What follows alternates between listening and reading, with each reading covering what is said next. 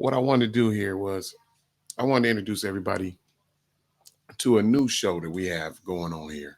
This is a new show we're gonna do live. So sometimes it's gonna be a little crazy. We're gonna mess up here and there. Um, but what we're doing now is we're gonna do a new show. Over the past year, I have embarked on a lot of different music, whether that's country rap music, regular rap music, R&B, K-pop, P-pop, all kinds of different music. And what I want to do now is I want to get a chance to talk to some of these artists. And so what I'm doing is I'm starting a new show by the name of the Backstage Pass. And with the Backstage Pass, we will be talking to artists about their upcoming work, about their careers, and about what they got going on just in general, man. So today we have a special guest. This man has been tearing up the game for the last couple of years, but in particularly last couple of months, he jumped into this kind of beef thing that was jumping off between all the country rappers, and now he's just standing out and doing his own thing. He got a new album out, and we can't wait to talk to this man, man. He's a dope rapper, and I just want to see what he got going on. Plus, he got a brand new album coming out, so we definitely gonna get a chance to talk about that. We are to introduce my man, Cymple Man. Let's go. Right, good. Okay, right on, brother. We're Right cooking on. now. We're cooking now. Yeah, now we cooking with hot grease too, man. What's happening? How you been, player? Good, man. Good. I appreciate the opportunity to come on here and talk to you, man. Thank you. Thank you. Yeah, man. So first of all, I just want to say that personally, I've been listening to a lot of your music, and like I said, I love what you do, man. You definitely stood out once I heard your stuff. I was like, oh man, I like personally. I'm a voice guy. I like people with distinct voices. I feel like that's part of the game that's kind of been missing is people with a distinct voice where I don't need to know. I don't. I know it's you. DMX. Those people that just had the Buster Rhymes, like it's just that voice. You know what I mean? You Hey, man. definitely got that, brother. Anything I can get mentioned in the tune of some of those guys, always one that always sticks out to me is Redman. Every time you hear Redman on a track, you already know who he is. Yes, another dude whose voice is very distinct, indeed. Right. He's definitely a big role model of mine, man. So anytime I can get anything that's close to any of those guys, I greatly appreciate it, and I'm humbled by it. Indeed. Now, and speaking of like influences, like what were your influences? Like what? Man, everything. I talked to Triple T about this last night, man, and somebody asked me like my top five, and I really can't tell you a top five, man. I know there was a time where I was really heavy into the locks and New York rap and Nas, and there was a time where I went back and even listened to KRS-One, Rakim, and Big Daddy Kane, and I've just been really a student of it all. I would say, one of my bigger influences. Bone Thugs influenced me a lot. Yeah, I hear you. I really love when they came in. The harmony, of course, that's in the name, and it held true because they really kind of made me start thinking about pockets like that. And Biggie did that as well. I liked Big L, man. I liked when Eminem came in. I started trying to step my lyricism up, like a lot of artists seemed like they did around that time, and it was just a lot, man. I know Snoop and Dre when I was younger. Easy E was big for me. I loved Easy E when I was little, and it started at the very beginning with Beastie Boys "Fight for Your Right to Party." I was young and saw that video and thought, "This is wild, man. What are these dudes doing? Like, what are these No, I guys?" hear you. Yeah, like I want to talk in rhyme like that, man. So For I was sure. I was heavy into everything I could get my hands on, man. Okay. Now, where did you grow up at? Where were you raised? I Born and grew raised? up about an hour and a half from where I live now. I'm in South Georgia, a little place called Pierce County. Matter of fact, this is what I tell people nowadays because it happened. So Georgia won a national title back to back 2 years ago with a kid named Stetson Bennett, who is Mhm. from Blackshear. That's my hometown. He was a walk on, and that's our little claim to fame right now. Really, Georgia's national title winning quarterback came from my hometown as a walk on to UGA, and that's something I never thought I'd be able to say really because my hometown's small. You know what I'm saying? But that was cool to see. But yeah, No, a I little heard that. little small country town, man. How far away is that from Atlanta? It's about 5 hours away. I lived up in Atlanta in Austell and Marietta for about 3 years and recorded in about 2 or 3 different independent labels up there, and thought, man, I thought I was fixing to, I thought that was it. You was finna go, huh? That was it. I thought I was gone, man. I thought I was gone. We was thought we was connected with the right people, and we may have been, but things didn't work out. So that's the way it is. Okay. Now, who, where is anybody in particular that we may know that you were affiliated with at that time? We were taught, we was kind of like, man, the hip hop scene in Atlanta is so broad, and it's been broad for years. So everybody is, even if you pushing independently or whatever. And this was at the beginning of like the independent craze, where Cash Money was big already by then, but it was like they stuck the flag in the ground, like independent labels is where it's at. So everybody in Atlanta had a bunch of different independent labels, and you was linked to certain people. And at a time, my manager had a connection to Jazzy Faye. He was working production with Field Mob, and I think Ludacris and them back then, which I was loving, man, because I'm a big Field Mob fan. And I was like, if we can just get in there.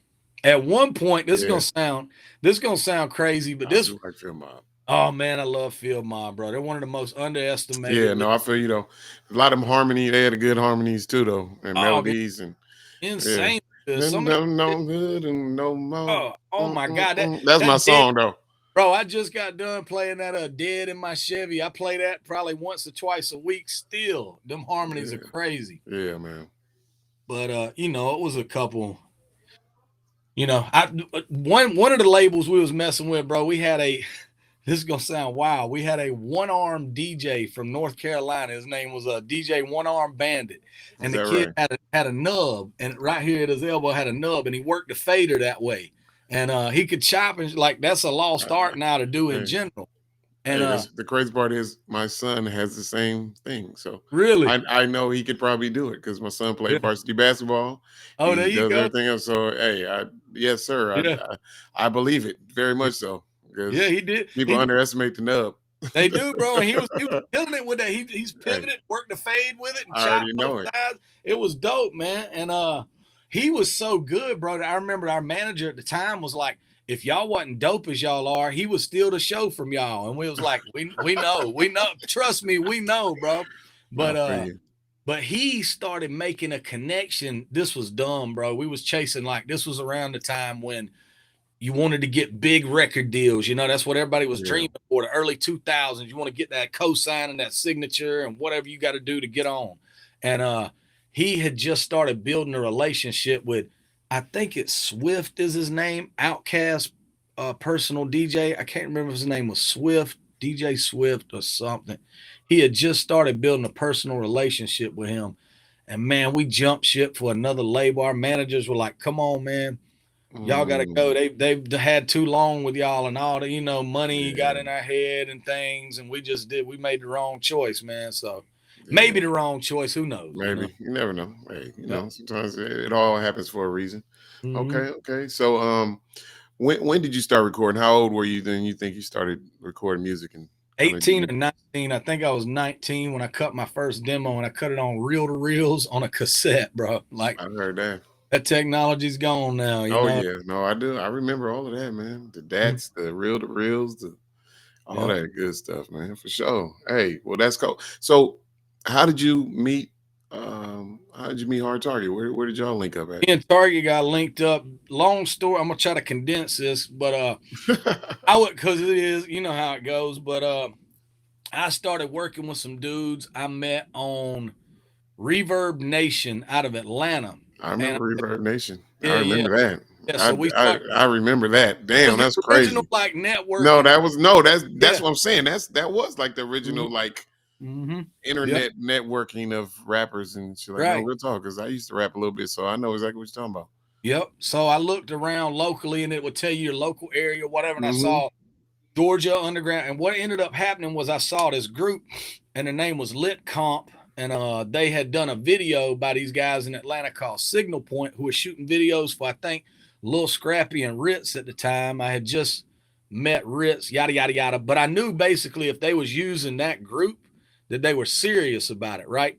And so then I listened to their music and I heard their production and I was like, man, their production's phenomenal, bro. I'm over here scraping by trying to make my own beats with, drum, and that's terrible. I was like, something's got to change. So I hit them up, sent them some tracks, built a relationship for months, couple months. And then finally one of the dudes was like, hey, man, why don't you come up here and record? Excuse me, sorry.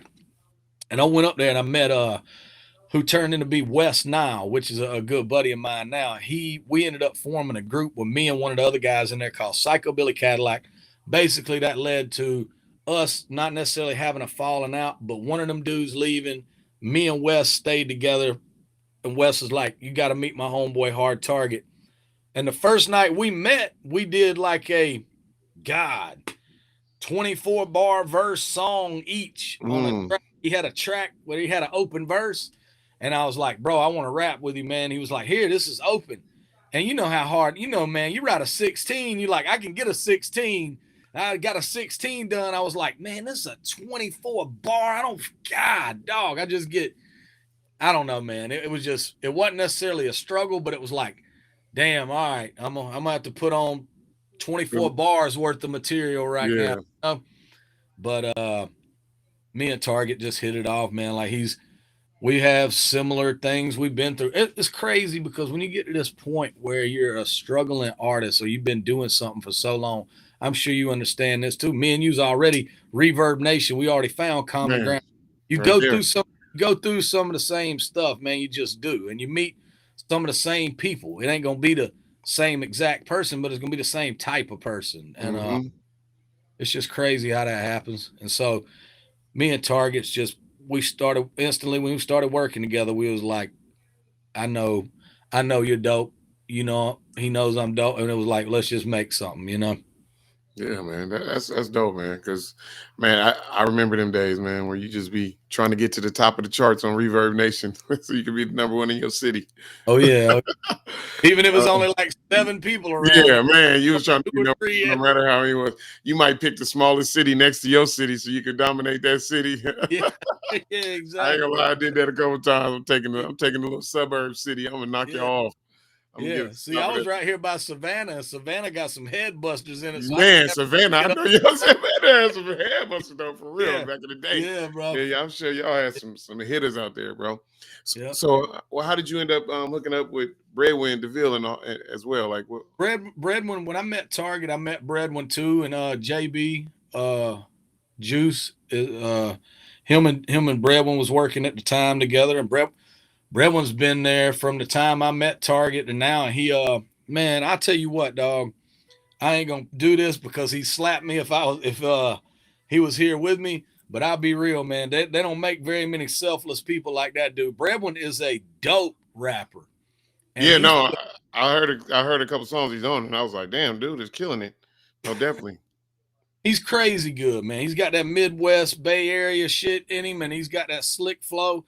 And he's just put all that aside, man. He kind of focuses on helping us right now. And there's just not many rappers on earth that would do that. You know what I mean? And there's not many people, much less rappers. Rappers even got more of an ego. So, yeah, man.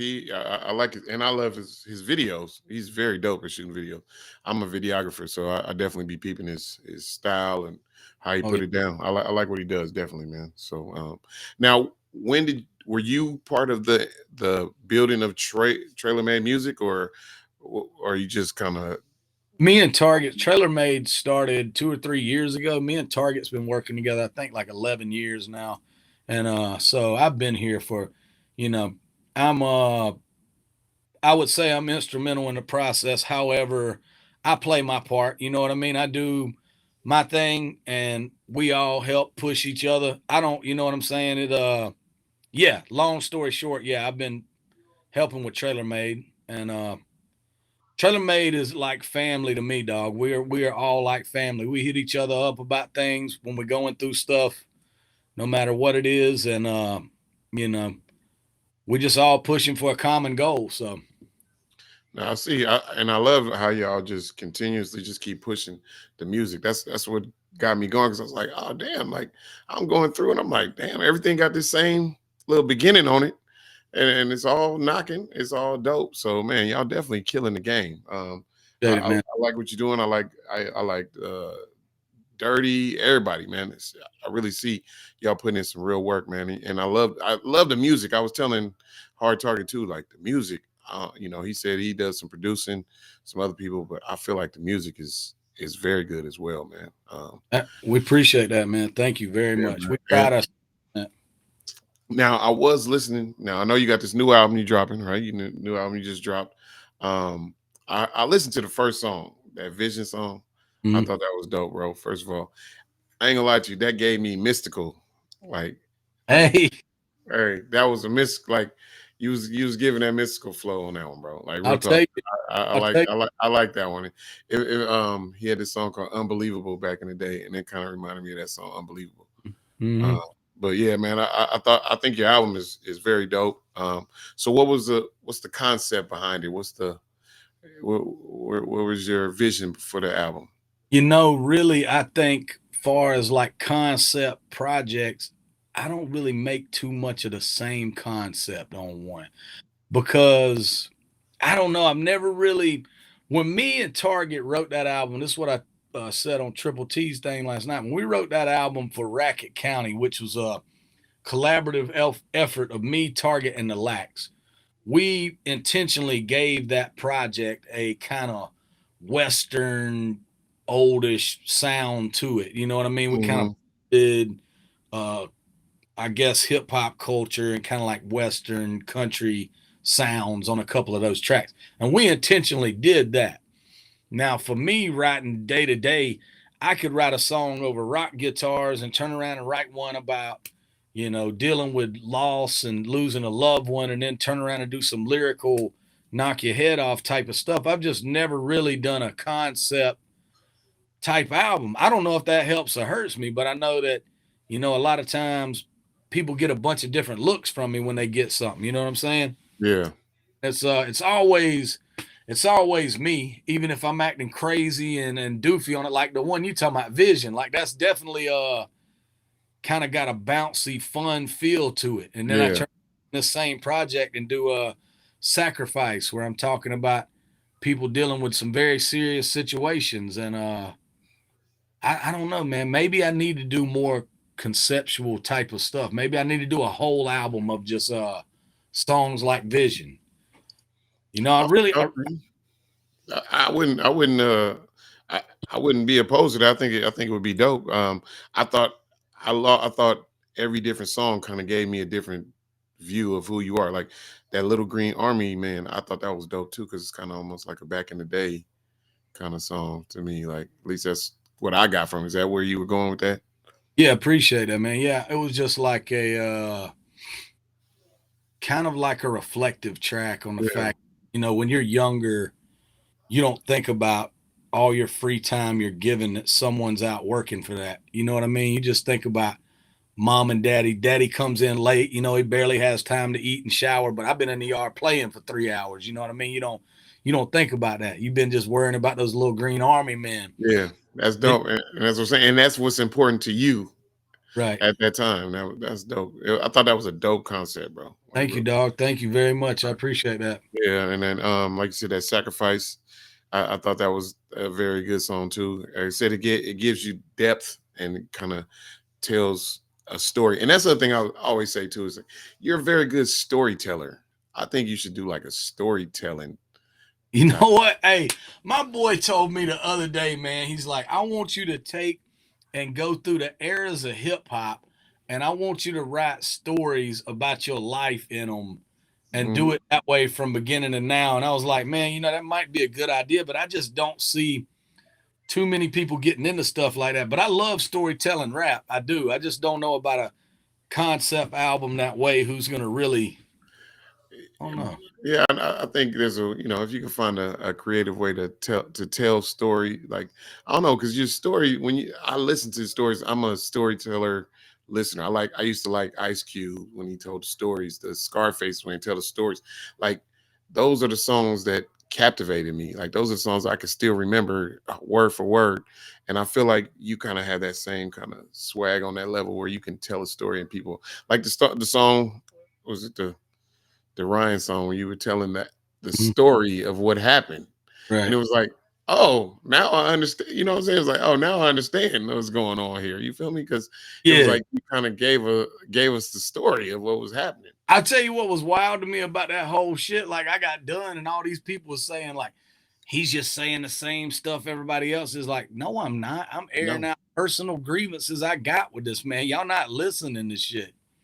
But yeah, I do appreciate the ones that do, man. Thank you. no, that was dope. Now, even speaking of that, now because when I was talking to Hard Target, he said that y'all was at that Nashville thing, and my man Ryan started screaming about how he was the best, Yeah. and that's where all this shit actually even came from. So, is that what actually went down, or That's where it started for him. And that, for me, that was like the cherry on the ice, the straw that broke the camel's back. That's what they say. It was like that for me because prior to that, man, I'm telling you, I had done that video with Yin Yang twins, and it pissed me off that they messed up the drop on that video, and that video came out at midnight. And first thing, Vic XL, the guy who put it together, hit me up, and he's like, "Church on there hating on the video and he's doing this." And we looked, and he's putting up stories on Instagram talking about all these girls shaking their ass in the video. This don't need to be in country rap. This ain't a part of oh country wow, rap. And just trying to steer people away from this. Like, bitch, nobody even said it was country rap anyway. It's a yin yang song called Twerking at the Hoedown. I mean, I understand that you think it's everything's got to go through your approval for it to be called country rap or something, which is dumb anyway.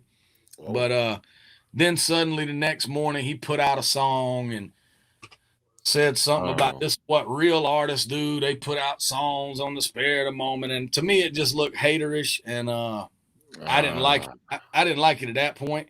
And I had mentioned to Vic about saying something about it, and Vic was like, "Don't worry about it, man. It's gonna make you look stupid anyway." But then he just yeah, kept talking and kept talking, and then now he's hating on another project that I'm involved in, and I just wasn't willing to be quiet again, you know.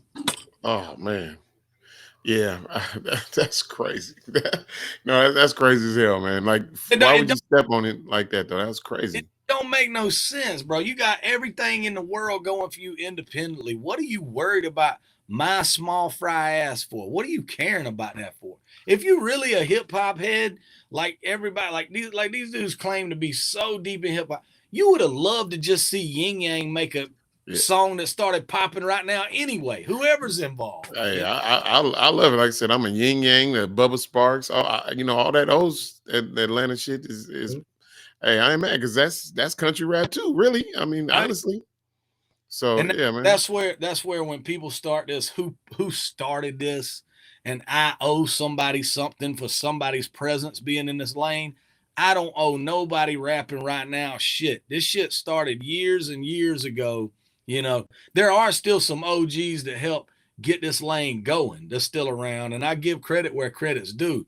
But far as being country rap, UGK, Pimp C, Man, Bubba Sparks, even Crucial Conflict doing Hay yes, in the Hayden Barn in the way back, barn. bro. Yeah, All that shit was around prior to this. I did not see country rap as the last 10 years. It's been around way before that, you know? yeah, no, definitely, man, because that's what we used to call it out here in Cali is country rap.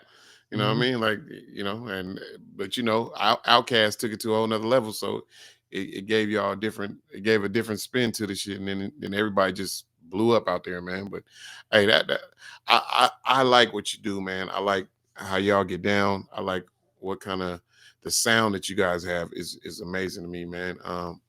For me, do you guys ever see yourselves actually like fixing that situation with homeboy, or you think that's just dead?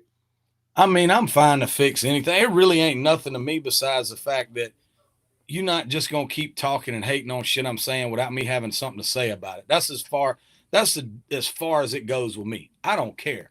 Far as I'm saying, it's over. I mean, you said some shit. I didn't like it. I addressed it. That's it. And you know, I don't know if he'd ever want to work. I mean, I'm not even sure that, you know, we're probably in two different lanes, man, honestly, at the end of the day. And I don't mean that hating. He can have a nice, successful, wonderful career. I hope he sells 1 trillion. That's the thing people don't get. People think I'm so mad at this man, like I want to destroy him. Everybody's like, people's out to destroy him. He can go sell 400 million records tomorrow. I don't give a shit. You know what I Yeah, mean? no, Like, I feel you this, though. I don't have hate like that. What does it matter? It don't matter. I'm just not gonna let you do it on my back and say you hating on some shit I'm doing again for no reason, you know? Yeah, no, definitely. I hear that though, man. Yeah, sometimes some of these rants, I'll be like, what is he talking about? Like, I mean, everybody was jumping. I felt like everybody was jumping in just because it was an opportunity to actually get your name out there. Hey, I felt like shit. If I was a country rapper, I would have said picked a side and just started saying something too. Shit, Yeah, everybody was paying attention. Like shit, why not? I jumped in. I Like feel man, I'm just gonna you. pick a side. Fuck it. Let's see what happens. But you know, dog, that's really though, like everybody's man, you guys were clout chasing, you guys were saying his name, you knew you'd get views. Nah, we didn't really know what the hell would happen, honestly. I mean, it ain't like everybody making diss records in country rap is the next hottest thing to go viral. Ain't none of that shit going viral, so to speak. Yeah, no, So I feel you there though. wasn't really no ticket where we was like, yeah, oh, we dissed him. We're gonna win now. We invited all that hate and bullshit over our direction. We didn't know what was gonna happen. Hey, why not? Shit, at this point, hey, Yeah. it's publicity, and at this point, and like I was telling them too, it's like, and then you guys in the midst of that, you didn't keep it going. You showed your skills, and that's what I was telling the hard talker was, even though he was like, I don't know if I should have dropped that song, the song he just dropped, the home song. He was like, I don't know if I should have dropped it right now just because, but I had already had it in line. And I was like, it's actually dope because now it's showing people that they were expecting to see something. Now they say, oh, he could do this too. You know what I mean? Brother, sacrifice joint that I dropped. You know, that came out directly after this disc. That was in the same thing. Me and Target load our shit up 3 weeks to a month ahead of time. Yeah. So when that disc came out, that was really like a 2-day turnaround on a thing. Yeah. I wrote one night, drove down there. We shot both videos. You can clearly see they're in the same location with the same people. And you know what I'm saying? It's like we just threw that together real quick. Just threw this shit together out here. So yeah, I know how it goes. And hey, and sometimes you got to do that. But like you said, the plan stuff, it was like, oh, but like I said, to me, it's dope because now you get to show I got skills outside of this whole situation. I can do other things, you know. Yep. But yeah, man. So I mean, what's in the future for you, brother? What's going on? What you got going on here? Right now, I'm lining up. Dirty is about to get on the road the middle of the year. I'm going to try to do as many shows as I can with him. See, I work music at my full-time job. I work full-time as well. And father, married, all that type of stuff too. So you juggle as much as you can, but I'm going to try to get on the road and do as many shows as Dirty will have me at this year. And just got booked for Soul of the South in North Carolina. That's a show that, man, bro, that's a show that Big Boy is going to be playing at of Outkast. Okay. Oh. And Yellow Wolf. And yeah. it's wild. I just saw Big Boy live down here in Jacksonville a little over a year ago, man. Man, I was jumping around like I was 12 years old. I feel you, bro. Hey, I'm gonna tell you right now, the dopest show I've ever seen in my life, Outkast at the Maritime Hall in San Francisco, player, has to be the best show you ever seen in my life, bro. It was ridiculous. Ridiculous. Yeah. Man, him and Sleepy Brown to be you know, up there in age, they still get down, dog. Yeah. Still jump around all over the stage. That shit is awesome, bro. Yeah, man. I love them, man. That whole crew is unbelievable, man. That's probably my favorite rap crew at all time. You know man, how dope would it be if Andre just came back out and him and Big Boy and Goody Mob, they went together and did a Dungeon Family bruh, that was a Dungeon Family tour that day. Oh God! At the Maritime Hall, it was Goody Mob, it was Outkast, and the Roots. That's the craziest, bruh. At the Maritime Hall, the Roots. The Roots opened up. Yes. Oh my God, bro. Bruh, it was the most amazing show I've ever been to in my life, bro. This was after the when that album was out. What's that? The Art of Storytelling. Was that Equimini? Yep. That was when Equimini came out, bro. Oh, bro. Which is my favorite Outkast album, but it is very, very close to AT Aliens. People do not give AT Aliens credit, bro, because they're right there. They're very they are very much right there. Yep. And then the crazy part is Love Below Speaker Box is kind of my favorite because it's like them doing themselves. I like that. I like that. I still just like them together. No, I feel you though. Yeah. So much more. I love what they do apart, and they make dope shit apart. But together, yeah, ridiculous, bro. So yeah, that was probably the. And I always remember they walked off the stage and everybody left, and then they came back and did an encore though. Oh God! I was in the bathroom taking a piss, bro, and all of a sudden they started back up, bro. We ran back to the front of the stage. Oh, it was the craziest show ever, bro. Like they was back on the stage for like another 45 minutes. Went in. That's dope. Crazy. But damn. Yeah, man. One of them dope ones, man. But yeah. So you gonna hit the road with Dirty? You said. I'm gonna try to do some shows with Dirty. Yeah, I gotta speak with him about that and see what he wants me on and what he wants me to shut the hell up and stay at the house for. Whatever he wants me to be at, I'll be there. That's my homeboy, man. Dirty's another one, bro. Dirty's insanely versatile with what he does, man. He's incredible. And far as all right, let's just say take rapper X with 4 million followers, whatever it may be, and take Dirty with whatever he's got and put a microphone on stage and give him the same 5 beats. I'll put my money on Dirty every fucking time, dog. You know what I mean? Like, I've seen him, bro. I've seen what he does with crowds. He knows when he gets up there, this is my time right now. You ain't going, you know what I'm saying? You can be as good as you are after me, but right now while I'm up here, people's going to wonder who the hell I am. Okay. And, I like that, bro. Dirty. Oh yeah, Dirty's dope, bro. Dirty's dope. And so anyway, he's getting on the road, and I'm gonna try to get on some gigs with him. Me and Target were talking recently too. We went and recorded with Danny Boone in Rehab. I don't know what they have planned. I know Danny has a bunch of festivals and things, but we are hoping to get a couple gigs with him. I don't know. I haven't really spoke. It's still in the works or conversation, and hopefully me, Target, and Jericho's an insanely dope artist too. You need to check out some of his stuff. You heard of Jericho? No, I hadn't heard of Jericho. I'm gonna check him out. Jericho's fire, bro. Jericho's very unorthodox, doesn't go in the pocket style of rapper too, man. Everything you can tell, bro, he's just listened to hip hop a long time, because you don't just start rapping that way. You know what I mean? You have to become really a student. Yeah, exactly. No, I feel what you're saying though. I like that. I like that, man. Like I said, I come from that. That's what, I'm Bay Area, so we got the Souls of Mischief and all that good stuff. So we know about all that good rapping like that too as well, man. So yeah, man, that's dope. You just gonna keep cranking out songs, music, or you just kind of gonna ride with this for a little while, this new album? Man, I'm gonna go with this one. I'm gonna do some more, 1 or 2. I talked to Bradwin today. I'm gonna try to get down there at some point pretty soon, shoot some more videos. I got a video dropping tomorrow for Sacrifice. Damn, I almost forgot that.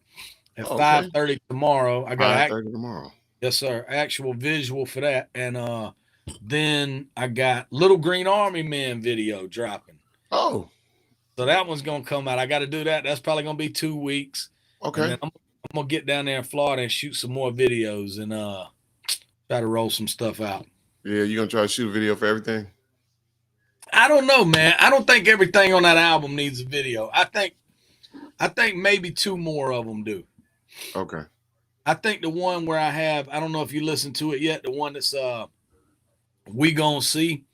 It's the one where I kind of have a conversation with what seems like the devil, but it was really the devil inside of social media and stuff like that. You know what I mean? It was the devil inside the shit that we have to put in front of us all day long. You know what I mean? The stuff that eats your life up, eats your time up. And I think I might do one for that. I don't know yet. That would have to be done right. You know what I'm saying? Like I would have to almost be talking to myself or something. I don't know. Yeah, no, I did. That's dope. That'd be a dope little concept, though. Yeah, definitely, brother. Hey, I definitely enjoyed it, and I thought it was dope. I was like, yeah, he probably gonna shoot a video for everything. I mean, you already got 2 already, huh? So 4 really, huh? Yeah, that's So, true. What a diss track. Yeah, that's true. Yep. yeah, man. Okay, well, shit, man. Other than that, did you want to tell the people anything? Let the I folks want out to there tell know. the people that I see your shirt right there. You're a Raiders fan, right? Oh yeah, I how want to go ahead and tell the people that it's shame Brock Bowers got snubbed on that Rookie of the Year last year in the NFL, bro. yeah, That's yeah. my that's my dog now. Who'd they give it to? Jaden? They gave it to Jaden? Yeah, I think they gave it to Jaden. I mean, he did kill though, bro. He I did mean, kill. He he did was kill. he killed, bro. He almost took to the Super He Bowl. almost went to the bowl, man. Like, and he was killing everybody all season. It wasn't even like lucky. He was Yeah, smashing, I putting know. up 30 points down there a game. So yeah, man. I'm a Yeah. Raider fan. They be making me mad, man. All this leaving and moving, and I'm from Oakland, so you know what I'm saying. I'm a little upset that they left us again, but I'm still Man, a Raider at heart.